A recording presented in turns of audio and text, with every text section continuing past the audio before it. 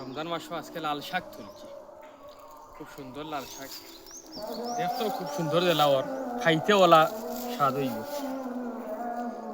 আর আমরা সবাই চেষ্টা করবো রমজান মাসও বিশেষ করে বেশি বেশি লাল শাক খাওয়ার। আর ইফতার তো খিরা বাগান থেকে খিরা ফারিয়েছি, আপনার খুব সুন্দর খিরা,